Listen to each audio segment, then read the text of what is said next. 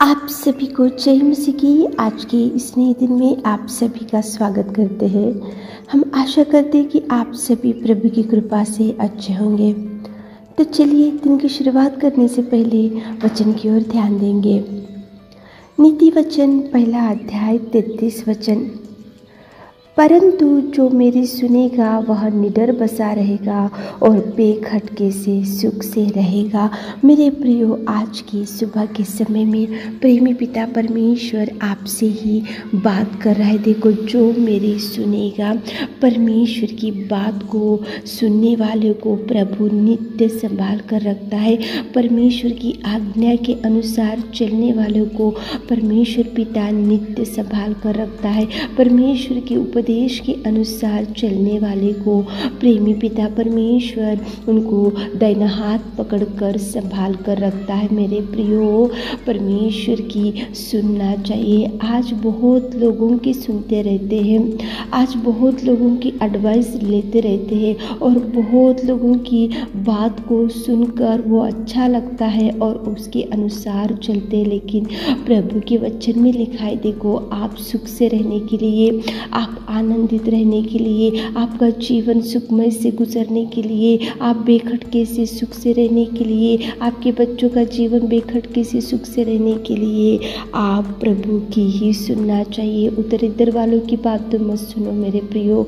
आपके देखो बहुत नज़दीक के फ्रेंडशिप है, उनकी मत सुनो। आपको किसके ऊपर भरोसा है, अगर वो लोग भी कुछ आपको सजेशन करेंगे तो उनकी भी मत सुनो। लेकिन प्रभु से सुनो, प्रभु से ज्ञान ले लो, प्रभु से बुद्धि ले लो, प्रभु की आज्ञाओं को ले लो और प्रभु की बात को सुनो और सुनकर उसके अनुसार चलो।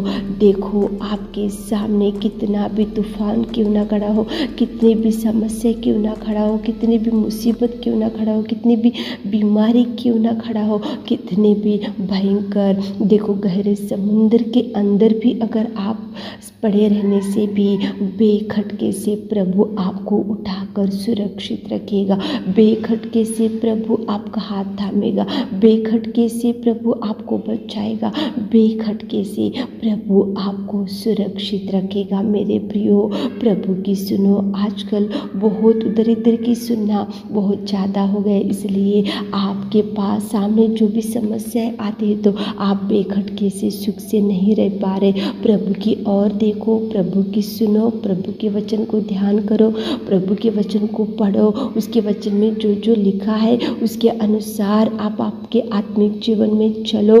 प्रभु की सुनो, प्रभु के वचन को ध्यान करो, हृदय में प्रभु के वचन को रखते हुए आप आगे बढ़ो। देखो, प्रभु कितना सुंदर आपके जीवन को बचा कर रखेगा। जो जो उसकी आज्ञा के अनुसार चलते तो प्रभु उनको बेखटके से सुख से रखेगा। मेरे प्रियो, बाइबल में नूह था और देखो वहाँ पे पूरी पृथ्वी बिगड़ चुकी थी, वहाँ पे पृथ्वी पे पाप बढ़ चुका था, पूरे लोग वहाँ पे बिगड़ चुके थे, पूरे लोग वहाँ पे देखो कुकर्म करते हुए भयंकर पापमय जीवन जी रहे थे और पूरी पृथ्वी बिगड़ गई थी। लेकिन केवल नूह एक धर्मी था, नूह एक खरा था, नूह एक प्रभु से डरने वाला था, नूह एक प्रभु की सुनने वाला था और नूह प्रभु की आज्ञाओं के अनुसार चलने वाला था। इसलिए सारे पृथ्वी नष्ट बिगड़ गई थी। सारे पृथ्वी को नष्ट करने के लिए यहोवा परमेश्वर ने सोच के रखा था। सारी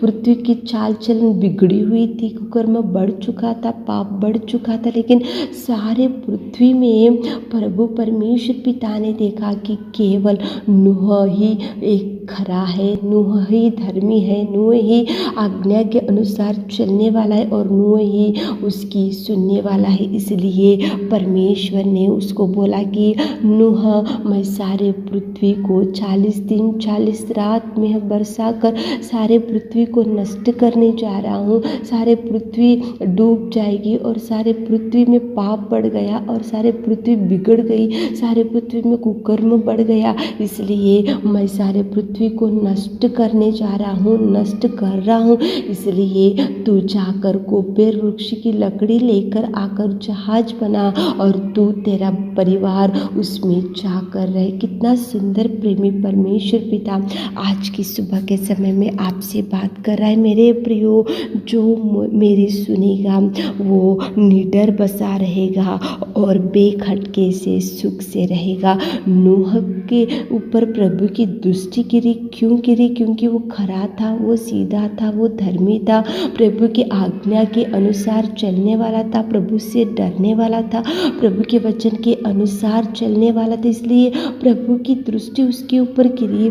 और देखो, प्रभु ने उसको बोला कि गोपेर वृक्ष की लकड़ी लेकर आ, जहाज बना और तू और तेरा परिवार उसमें जाकर रहे, क्योंकि मैं सारी पृथ्वी को नष्ट करने जा रहा हूँ, सारी प्रजा को मैं नष्ट करने जा रहा हूँ, सारी दुनिया को मैं नष्ट करने जा रहा हूँ। तो नूह ने उसकी आज्ञा को सुना, नूह ने परमेश्वर की सुना, नूह ने परमेश्वर की बात को उसने अंगीकार किया, नूह ने परमेश्वर की आज्ञा के अनुसार किया। इसलिए मेरे प्रियो, 40 दिन 40 रात सारी पृथ्वी पे मेह बरसा और भयंकर बारिश, भयंकर तूफान, पूरे पानी के वजह से, बारिश की वजह से पूरी दुनिया, पूरे लोग वहाँ पे नष्ट हो गए, डूब गए, मर गए। और देखो, भयंकर तूफान वहाँ पे खड़ा हो गया, पूरी सृष्टि जल प्रलय से भर गई और वहाँ पे कितना